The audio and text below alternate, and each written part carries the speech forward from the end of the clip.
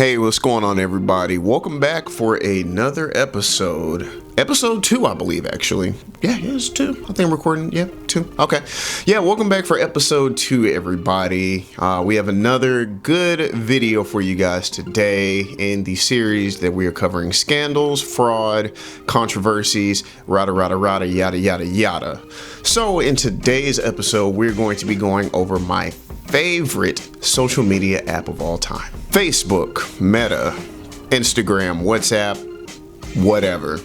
I'm gonna be honest right off the bat, it's Meta nowadays. It kind of encompasses all of this, but a lot of what I'm talking about is going to be Facebook targeted and maybe just a pinch of like WhatsApp and maybe a pinch of Instagram. So I'm just going to be saying Facebook a lot. So, I mean, if you want to be nitpicky, whatever, but I'm going to be saying Facebook a lot. So we're going to be starting off talking about experiments as well as manipulation that Facebook has done over the years. And that'll be our first overarching branch. Getting right into it right off the bat, I want to talk about an experiment that Facebook ran that I can't confirm, but I'm like 97.3% sure. I think I was involved in this experiment. In the year 2012, Facebook ran an experiment on its users. I believe almost 1 million users. Don't remember the exact number, like maybe 800,000, something like that. But they ran an experiment on their users, and the goal was to see if they could basically control or manipulate behavior out of its users based on their news feeds. So, by the way, if you don't know what a news feed is, that's kind of like, you know, what you see on Facebook, like anywhere else, like Instagram has like a feed or whatever. Anyways, the posts you see. So they wanted to manipulate people, and they basically just chose 2 different paths. So some users were targeted with like a whole bunch of like positive, motivational, inspirational, you know, like videos and pictures and posts and things along those lines. Other users, possibly me, were targeted with negative, disturbing, like weird images that kind of just freak you out, and posts and just a bunch of weird stuff. Now, I want to remind you that 2012 is also a very infamous year, known in pop culture because of the Mayan calendar. So there were people out there that speculated it could be the end of the world, the apocalypse or whatever. So just kind of mixing these 2 elements together kind of weirded people out at the time. So this experiment lasted for possibly like a week, I think they said it just happened for a week. And yeah, that was their whole goal, was to just show people different images, seeing if they could basically change people or steer people in certain directions based off of their behavior, their moods, just by altering what they see each and every day. So yeah, it was a weird time. I saw some weird stuff, like disturbing weird stuff. I'm talking like people's bodies, but like with no head. I don't want to say the word just in case like algorithms and whatnot, but just think about that, you know, you minus a head, and you know, there you go. And what makes it even weirder too is like the way that like the newsfeed / algorithm thing kind of worked back then, because you know, nowadays the algorithm is really supposed to be like you and then like whoever you're friends with, and you know, you kind of see stuff that they post or that they like. And then occasionally they may sprinkle in some this is something you might like kind of thing. But back then it was pretty altered. You could see stuff that like has nothing to do with you at all. And I mean, especially during this week, they kind of like turned that meter up. There was something recently that happened with Instagram too. I think like maybe the beginning of this year, beginning of 2025, where some kind of weird thing like that happened, which I mean is very, very, very similar to the whole experiment they did in 2012. Where people's feeds just got jacked up all of a sudden. Now, the thing that throws me off specifically is like, it's weird that, you know, for Instagram, they started showing people more weird stuff like beheadings and gore and stuff like that, which you would think that, you know, with the whole community guidelines set in place, that stuff would just be wiped from the app, right? And that was kind of weird that they didn't say, oh, we're taking this off the app. Instead, they just said, oops, you weren't supposed to see that. Like, I don't know, but we're going to move on into more manipulations. In 2010, just 2 years before that whole 2012 experiment, Facebook got into it with the ILF, which stands for Islamic Lawyers Forum, And the ILF basically deemed Facebook anti-Muslim because, kind of sort of in a similar vein, they were doing things to where certain Facebook groups and posts were like seeping through overseas in specific countries, and it was very anti-Muslim. It went against their faith, and it was like blasphemous for Muhammad. And I know for some of you may, be apathetic to this, but I just want you to like put yourself in their shoes. Like, what if that was your religion or your belief, or something that you were proud of, and then like you're just seeing it, butchered in a certain way. And again, I understand that people have free speech, but it's like you can tell the difference between free speech and like something literally trying to like manipulate you in the algorithm, which I didn't even put this part in earlier, but like, just imagine if it was you with Christianity. Like, when it came to me and me being suspicious that I was in that experiment, there was one image, and it's still burned into my head to this day, that I am upset about. Like, let's just say this, and I'll leave it as vague as this. Let's just say I saw Jesus Christ in a cartoon image doing something that I never, ever want to see again. And I'll leave it at that. So yeah, they have these levers they can turn on and off and adjust to make you see things that, you probably shouldn't. And they kind of called them out on it. And because of that, that's why you have these bans in other countries like China, Syria, Pakistan, etc. They banned that because they were just like, yo, bro, we see, y'all are trying to like play with us right now. You playing in our faces about our religions, and we don't like that. So they banned Facebook. In 2018, Facebook said that they found inauthentic, coordinated behavior, which is, I think, a fancy way of just saying they found bots. They found bots, just say that. They found like some weirdo suspicious activity from different user accounts, and it turns out that these accounts were also doing very similar things. I believe this time it was in like Russia and maybe other like Eurasian countries, but it was in other Eurasian countries. And what they were doing is they were like basically stirring the pot politically. That's the best way to put it. They were causing a lot of drama. People were kind of getting manipulated in certain ways to start more bickering and have more divide and conflict with their users in certain political regions and certain political scenarios. So that also led to more restrictions and more bans by other governments as well. In 2019, a Tel Aviv-based company, I believe it's called Archimedes Group. Now, this is slightly different, okay? This one technically didn't have anything to do with Facebook, but it was on Facebook. So what Facebook did was they banned this account, Archimedes Group. Turns out they were doing something, again, very similar to the last few entries. Exact same thing. They were kind of manipulating and stirring the pot politically. This time it was in certain like African countries, and they were just stirring the pot, and they got that whole page banned. So I don't know if they're back or reinstated or whatever, but they at least got banned in 2019. In 2016, Facebook launched a research lab. This research lab was called Building 8. And they even said it was basically their version of DARPA. And if you don't know what DARPA is, I've covered it on the previous channel as well. Just to give you like a brief description of what DARPA is. So if you've ever seen any kind of like spy movie, like James Bond type movies and whatnot, they always have like that one scene where they like go back to the headquarters base or whatever, and then they go to like the research department, and you have the scientists in there with the lab coats shooting lasers at stuff and blowing stuff up and writing stuff down with the clipboards. Just imagine that for DARPA, but instead this is real life and it's like part of the government. That's basically what DARPA does, just advanced research. Facebook even went as far as recruiting someone from DARPA. I believe she was an executive or a director, something like that, I don't know. But her name was Regina Dugan, and they actually recruited her to work at Building 8.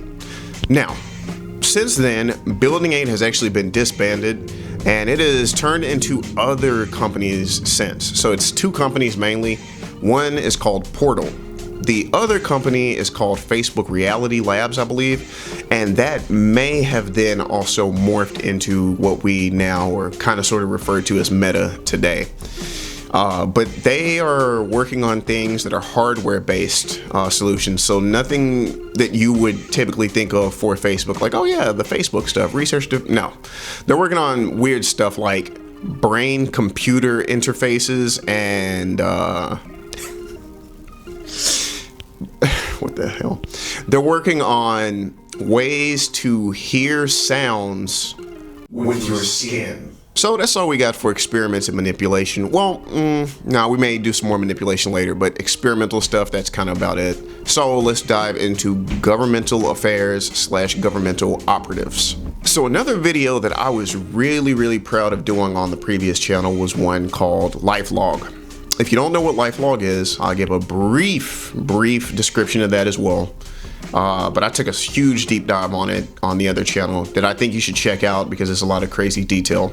So basically, LifeLog is Facebook before Facebook. And it was run by DARPA, funny enough. You see how this kind of keeps just circling back? So it was created by DARPA. It was a project, and basically it sounds just the way it sounds, LifeLog. You were logging one's life. And everything from, pictures, diary entries, photos, videos, even your DNA, fingerprint, your sleep patterns, etc. Does this all sound familiar? But just think about this. This was like in 2003, maybe, when they were doing this. So like over 20 years ago, they were attempting this. But what became suspicious to some people is literally the day that Facebook went live and was created, founded or whatever. The day that it happened is also the exact same day that the LifeLog project ended. LifeLog was known as essentially one of the biggest surveillance programs ever kind of thought up. However, in my opinion, I believe that LifeLog didn't have legs as much is because it couldn't reach out to users as much. But that is exactly what Facebook was doing a great job of at the time. Facebook started out as like a college-only app. The only way you could even make a Facebook account is if you had a .edu email domain or email address at the end. But of course, that spread out and expanded over time. But as you can see, very similar, things, post about your day, upload photos, upload videos, share your location, share your DNA, share this, share that. And it just collected all of this data, which is also something we're going to get into as well. But because of these parallels, people started drawing suspicions over the years, because not only did Facebook do the whole DARPA kind of big brother, little brother thing, but a lot of people from other organizations started being recruited by Facebook. Over the years, many tenured people from the CIA, DoD, NATO, and more ended up being recruited by Facebook. And I'll just get into a very brief list of names and just basically a little bit about their background and what they're doing now, or what they did now. They could have left, I don't know, but what they went to Facebook for. Deborah Berman spent 10 years at the CIA as a data and intelligence analyst before being recruited at Facebook. Brian Weisberg was a CIA intelligence officer before he was recruited to work at Facebook. Cameron Harris was a CIA analyst before also being recruited at Facebook. Emily Vatcher was an FBI employee before they were recruited to work for Facebook. And not only just recruited, specifically selected, no, yeah, we want you specifically. We specifically want you, Emily. So she ended up working in this department, which, give me a second, I'm gonna look down at my notes. It's this department called the Trust and Safety Department, and she was approached to be a director at Facebook for that department. Mike Bordeaux worked at USAID before going to Facebook to work as a misinformation policy manager. Neil Potts was a former intelligence officer for the US Marines before going on to be the VP of Trust and Safety at Facebook. Sharif Kamal was a program manager for the Pentagon before going on to Facebook to be a program manager for Trust and Safety. Ben Nemo was a press officer for NATO before going to Facebook to be a global intelligence threat lead. And as an honorable mention, Sean Parker. And this is what throws people off. Sean Parker? What are you talking about? So if you don't know who Sean Parker is, I can almost tell you a description of his job that you're like, oh, that dude. So Sean Parker is the guy who worked at Facebook, and he was well known for being at Napster before Facebook. You remember, like, oh, Sean Parker worked at Napster, co-founder of Napster, whatever, stick it to the man, blah, blah, blah. Well, yeah, he's been literally working with the CIA since he was like 16 or 17. So yeah, like I guess before Napster. And I'll give you a little bit of backstory behind him because it's kind of interesting because, again, when you think of this guy, everybody thinks of Napster, but nobody ever mentions that this guy was literally working with and collaborating with the CIA. Go look it up. I'm not bullshitting you. So Sean Parker, when he was in high school, he entered a science fair. And the science fair, he made what is called a web crawler. Essentially, a web crawler is if you want to find certain specific information over a specific topic, basically it's like Google Alerts. So anytime new information pops up about any given topic, then you will get alerted and you get alerted like an email and say, hey, blankety blank mentioned these keywords here, mentioned these keywords there. And it just crawls over the internet looking for those words that you're looking for. That's why it's called a web crawler. Well, basically, I don't know if he invented the web crawler, but he made one back in I think a science fair in 97, 98. And I didn't know this. This is also interesting. So think about this. But the CIA apparently goes to science fairs, almost like, scouts for football players. They go to science fairs and they just figure out what people are cooking up. And they peeped that he did that. So they were like, hey, young man, come over here. Let me holler at you. We like what you're doing. We like the work you're putting in. And then he literally started getting paid by the CIA, I think when he was a teenager, to just code various different programs and other things for them. So, yeah, Facebook has had teeth sunken into them by the CIA from a very, very early age, a lot earlier than people thought. And it's funny now looking back at it because when I see, images of Mark Zuckerberg in that courtroom, right? And he's looking like a robot, drinking the water. I'm like, you know what? If the CIA was up my ass, I would probably be drinking water like a lizard person too. And because of that, I got a little bit more empathy about him. I used to really, really, really, really, really hate Facebook. But then I started wondering, how in control are you at this point? I feel like this company could have gotten hijacked from this guy years ago. And at this point, all the billions he makes is just shut up so we don't have to bury you in the desert money. But again, what do I know? So I have this written on the screen, but this is the next topic. And I'm not really gonna try to say the words too much, but we're gonna talk about it because this is information I definitely think you should know. So yeah, let's get into it. In 2023, Facebook was hit with a lawsuit from the state of New Mexico for being basically a breeding ground for, those type of people. And they essentially deemed that the app is just not safe for children, which I'm going to be honest, man. I've been trying to tell my friends this kind of stuff for years. I've been trying to stress this. Oh, bro, if you got kids, don't post them on Facebook. I'm so for real. Don't do it. Do not post your kids on Facebook.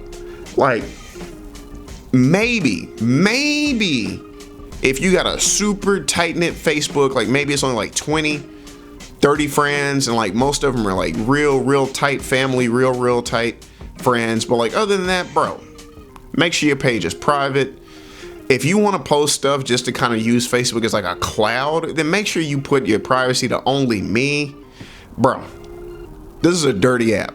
Seriously, this is a dirty app. I'm so glad I deleted mine years ago. But, yeah, let's get into more specifics.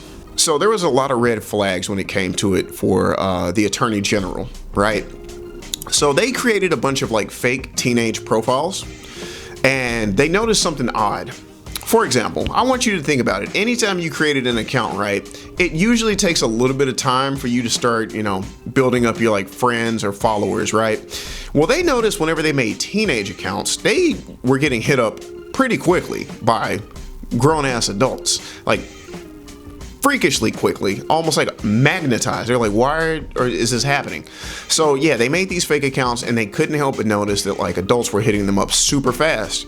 And also whenever they made these accounts, they were specifically seeing cheese pizza in their newsfeed, which is disturbing. So think about that. If you make a teenage account, they're gonna show you cheese pizza in your newsfeed, and you're going to start getting bombarded with friend requests from grown-ass adults. It was very odd, and that was just one of the notes that they took when it came to this lawsuit and investigation they were running about the app. In 2017, BBC journalists requested interviews with people at Facebook because they wanted to talk to them about another experiment that had been going on.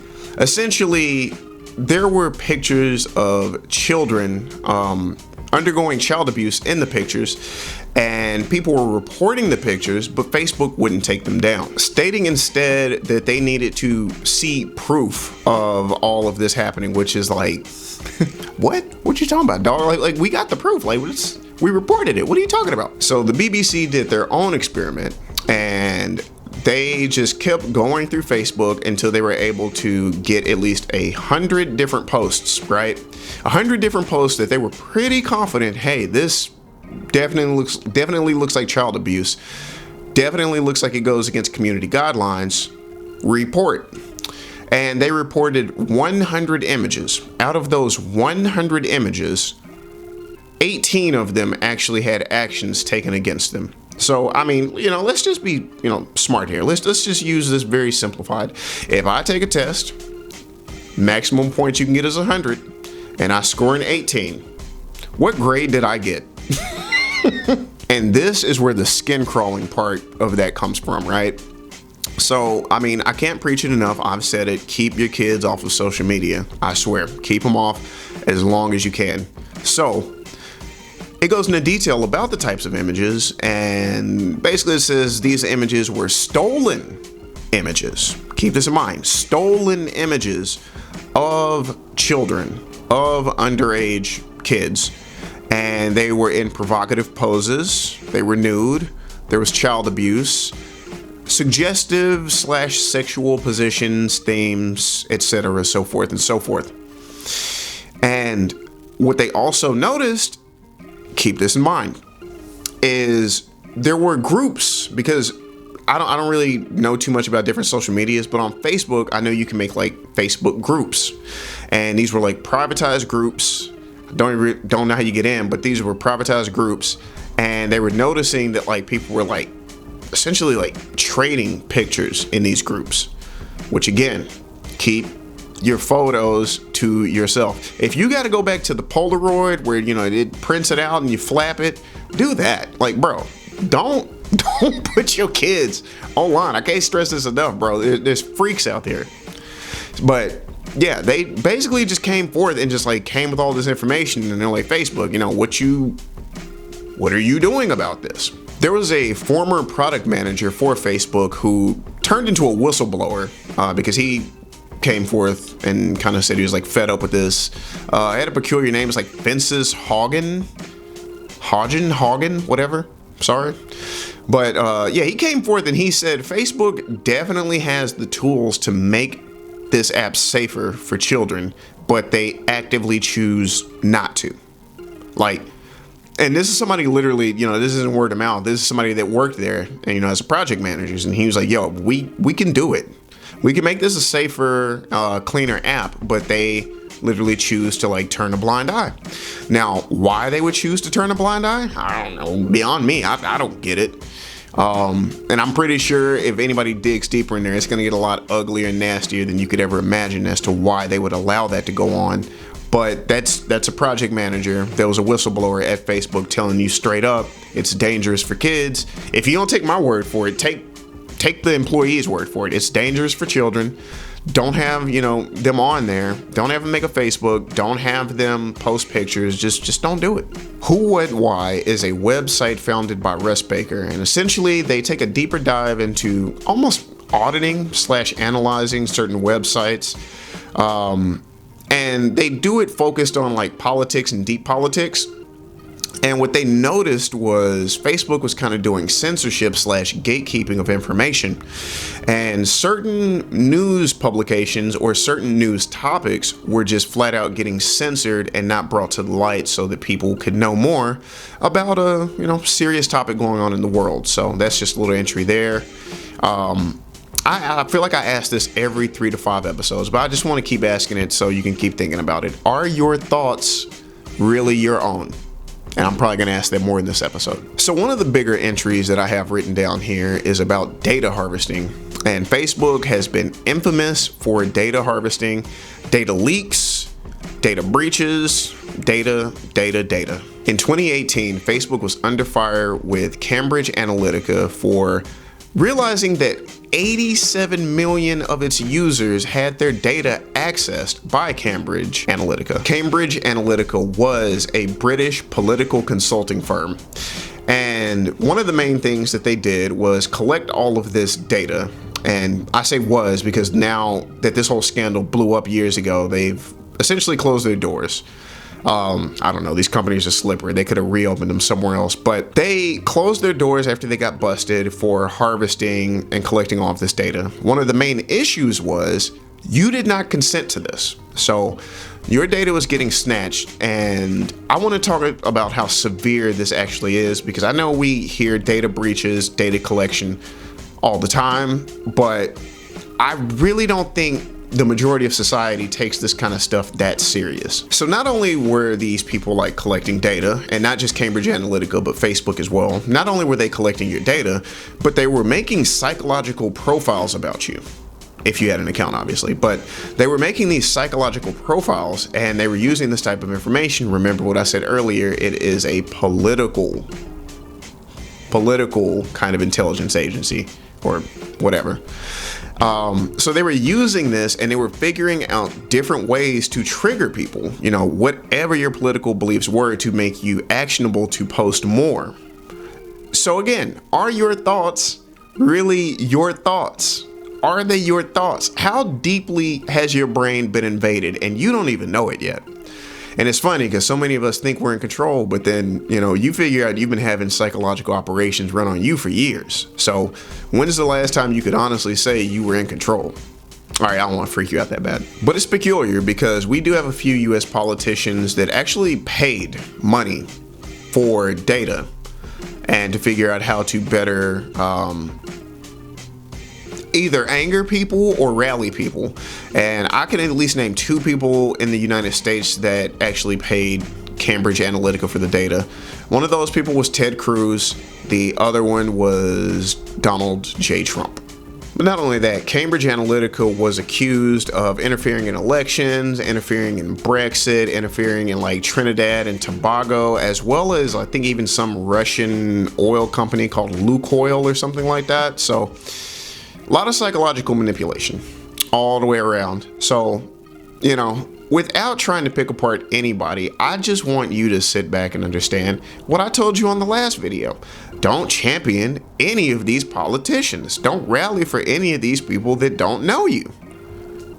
That's the best way I can put it. Like, if you want to take your brain back a little bit, get out of this sauce. Don't get lost in this sauce. Facebook also admitted to accidentally collecting data from 1.5 million users, and it was mostly their email contacts. So somehow they're grabbing your email contacts accidentally, but to 1.5 million people. And this is a super huge one. I know this is going to sound like yappage, but this is stuff you guys should know. I really want to drive this data harvesting and the importance of your data. I want to drive that point home. So once upon a time, Facebook admitted that they didn't have your passwords basically hashed and salted. I know what you're thinking. If you don't know anything about coding, you're like, what the hell does that mean? Hash salting. So basically, whenever you go and you create an account anywhere, right? whatever. You go in, you put your username or your email for your login, and then your password, right? So whenever you make that password, it does something called hashing it. So essentially, when you make your password, it sends it out to the server to be saved, right? But when it goes onto that server, if they coded it properly, they hash it, and that scrambles it up. So if anybody ever tries to reach in there and grab that password, all they're going to get back is just a bunch of jumbled up gibberish.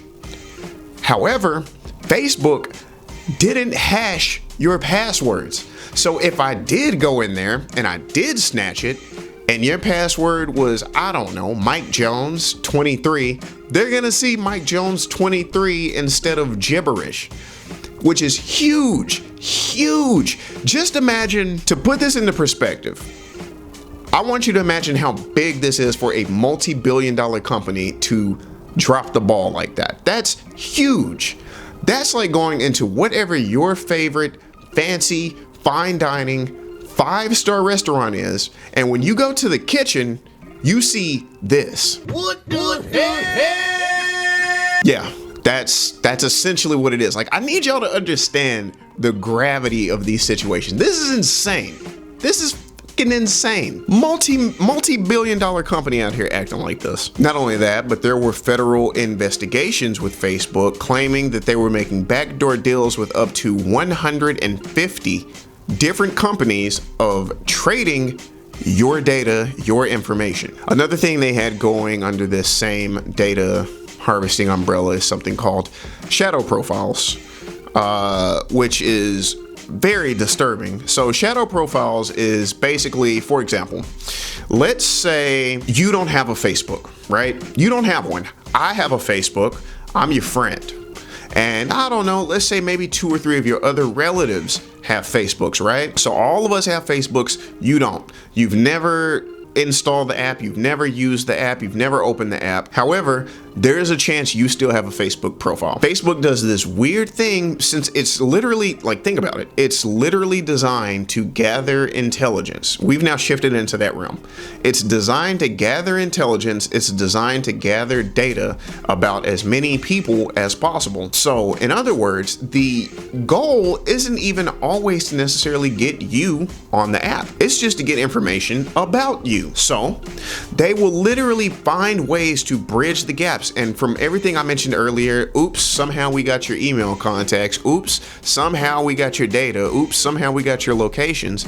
They will literally start forming a profile about you. And when they get all of that combined without your consent, because you can't consent, you don't even have an app, you haven't signed any terms and conditions, but they are building a profile about you. And not only that, but it gets even weirder with like the next piece. So Facebook has also been heavily criticized for its usage of cookies. So basically, in super quick layman's terms, cookies are things that are pretty much invisible on your computer, right? But if you've ever went to a website for the first time, you've noticed it may load a little bit slower, right? And nowadays we see all the permissions, like, can we use these cookies? Can we use that? I guarantee you, without me even researching, the reason why companies have to ask for permissions about cookies now is probably because of Facebook. So what they do with these cookies, and it's very similar to what I just said, but a little bit more. So they do a lot of under the radar tracking. That's what a lot of cookies kind of do nowadays, unfortunately. They used to just make it to where it was more convenient for you to visit the same pages over and over, but now they track you and all this other weird stuff. They track your key logs, so whatever you type in, that's getting tracked, that's getting logged and stored somewhere. So they're figuring out whatever you're typing in and whatever you're looking for, that's going in your profile, and all of these other things in between. But this is the part that threw me off, and it makes so much sense now. If you've ever been on websites like this, not necessarily them, I'm not pointing them out specifically. I don't know if they do this or not. I don't know. But if you've ever been on websites kind of like those, and you've seen like a link, like it says like this, you know what I'm talking about, like you have like a little Facebook button under it that says like it or share it, and you're like, why in the hell would I share this to Facebook?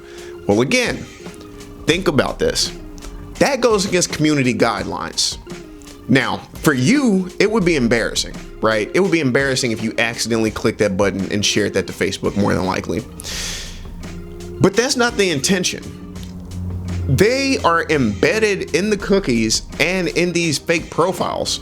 So if you are logged into Facebook, or if you've ever been logged into Facebook and these cookies are still on your device, when you click that link, even if it's on accident, it's probably not going to work. But what it will do is it will log in your profile that you went to that website to look at that material. And not only that, you have to think about it. It's logging the video specifically. So even if that video gets taken down, it's probably going to log and make like a stamp that like the video description. So that's how deeply they have been up you. Now, what could they use that information for? Who knows? I don't know. But if they're tied in with the government, God, I sound crazy, but I mean, I'm just telling you the shit that's real. But if all of this information is tied in, you have a profile somewhere in some intelligence agency, and they know what you did last summer.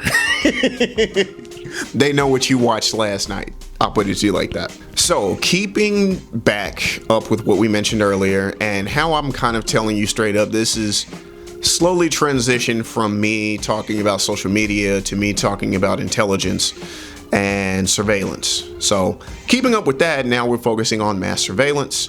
And honestly, I'm really about to repeat myself from stuff I said earlier about LifeLog, but over the years, Facebook has been caught doing things like tracking your GPS locations, reading through your text messages. Matter of fact, very specifically, I believe if you have an Android phone, they are able to skim through your text messages, I believe. And if you have an Apple, they're able to skim through all of your photos in your photo gallery.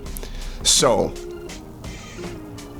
yeah, do with all that information as you wish. But basically any data point that you can think about, right, has been logged or looked at some point from all of these permissions that you've given them on the app.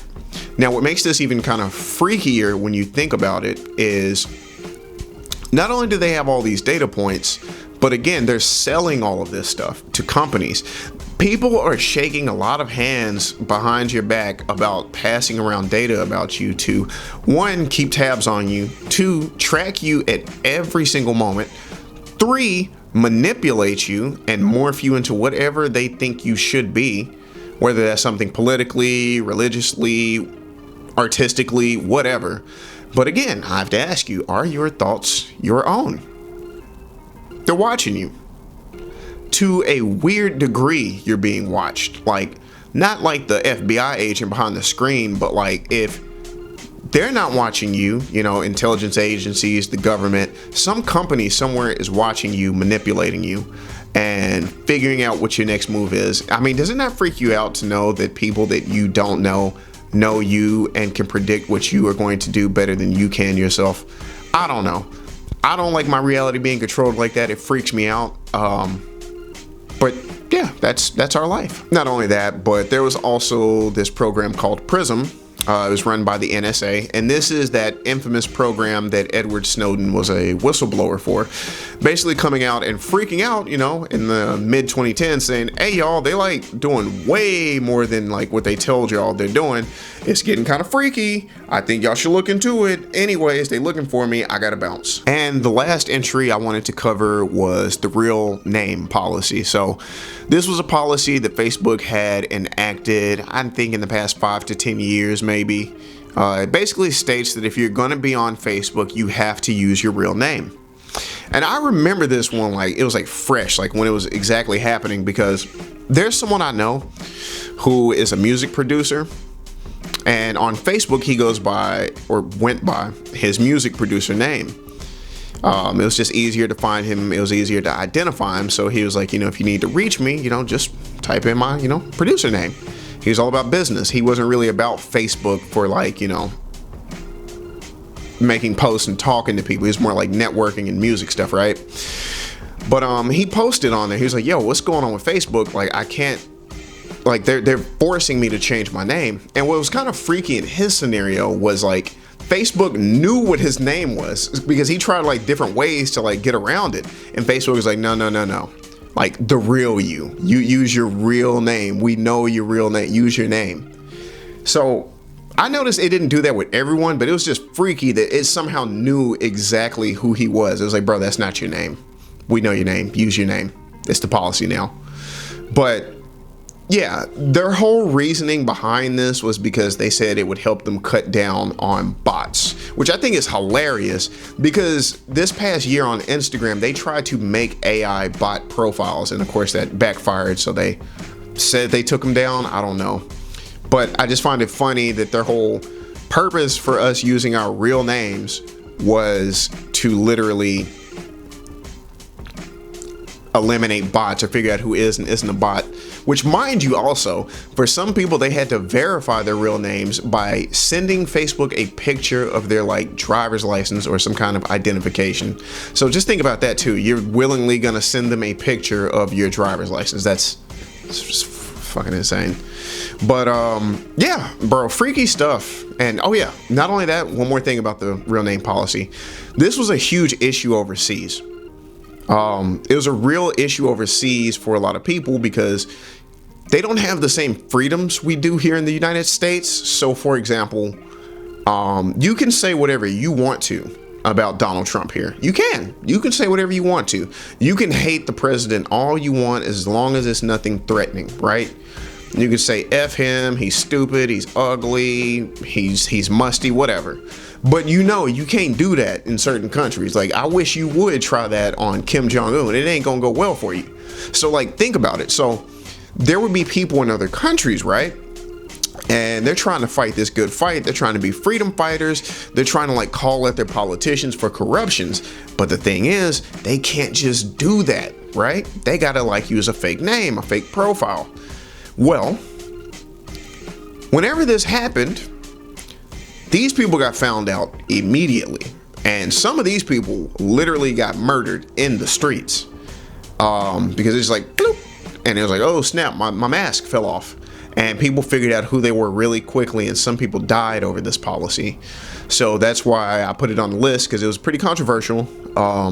You know, there's just people trying to fight freedoms. There's people trying to speak out against certain religious beliefs. You know, basically shake up the status quo over there.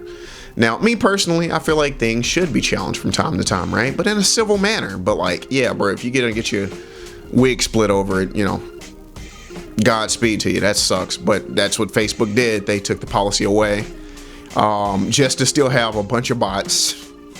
Didn't do anything. And it makes me wonder, what was it really for?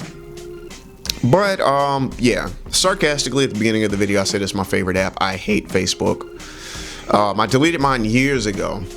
I feel like Facebook has this grasp over people where they think that they need it, which is exactly what they want. I don't want to misquote here, but I'm pretty sure in some interview or some press conference or something, I think Mark Zuckerberg said it himself, that like, he's not trying to necessarily fuel hatred, you know, with the manipulation. But the point is, if you're writing angry comments on Facebook, guess what? You're still using Facebook, and that's what they want. They want engagement. So whether you like it or you hate it, you're still there. You're still feeding into it. You're giving it this energy. And that's all they want. They want user counts. They want to show their investors that this is a hustling, bustling app. And people are coming here, people are staying here, people are interacting. But at what cost of it is it to you? At what point are you psychologically getting manipulated? At what point is your data getting stolen? And by the way, I just wanted to share these statistics with you as well, because you should also know the importance of this whole data stuff that I've been talking about. It's not just about manipulation, but it's also about your data getting stolen. Like, identity theft is huge in the world and in the United States as well. And I feel like some people think it's kind of like an old people thing too. Like, oh, you know, it's not gonna happen to me. I'm not 60, I'm not 70, I'm not giving away my information, you know, over the phone. It's like, you don't have to give it away over the phone. You give it away over the internet, bro. And all it takes is one data breach, and now endless people have your stuff on the dark web. And in Facebook's case, they didn't even have your stuff hashed and scrambled and encrypted. Like, your information was just out there rawly. Like, you ever given a password over the phone? Probably not. But it's online for countless people to see. Which, by the way, I will say I think Facebook has finally fixed that, so I don't think that's the case anymore. I just want to, tie up that loose end. And Facebook has said they're working on enough of this stuff, but like, for me, bro, when is enough? How much are you going to do this, right? How much is this going to keep going? But anyway, please help me out. HBO special, help a brother out. Could you do me a like? Could you do me a share? Could you do me a comment? Anything, but especially the likes. I mean, it's free. It's free. Just like the video, please. We're working on more stuff. I hope I told you something valuable about, what Facebook is, what they do, how they get down. And if you got kids, I really hope you heed my warning, like for real. Because it's not just Facebook, it's other apps as well. Matter of fact, I'll give you a bonus right here. Check this out. So, very, very similar to the Facebook thing with underage kids. There's been this whole Instagram thing that's kind of been popping up as well, where younger men are starting to come out and they're saying, hey, this app is kind of suspicious on Instagram. It's kind of weird because it feels like they keep trying to throw like naked women in my face, or, scantily clad women and OF models and IG models and stuff like that, right? So they're like, it feels weird because like there's times where I will even go through the options and say, hey, not interested, don't show me content like this. And then the Instagram algorithm is just like cram, more. So people are starting to wonder, is it some kind of weird pipeline from like Instagram to OF? And is that also targeting younger men the way that younger kids altogether were being targeted on Facebook? Now, this is fresh kind of stuff, so it's not a lot of information about it. It's just a lot of speculation and allegations, because it kind of really just started bubbling up in 2025 after that one weirdo got caught like doing weird stuff in the drive-thru. But yeah, I almost forgot. That almost slipped my mind because I didn't have it written down. But yeah, do with that information as you wish. What do you think? Do you think that Instagram is doing that now? Because I mean, it is a sister company to Facebook under Meta. So do you think that that's true? Do you think there's any truth to that? Have you seen any kind of weird Goonergate going on Instagram? Do you think that you were affected in that 2012 psychological experiment on controlling behavior? How do you feel about any of this? Are you going to delete your kids' Facebook? Let me know in the comments below.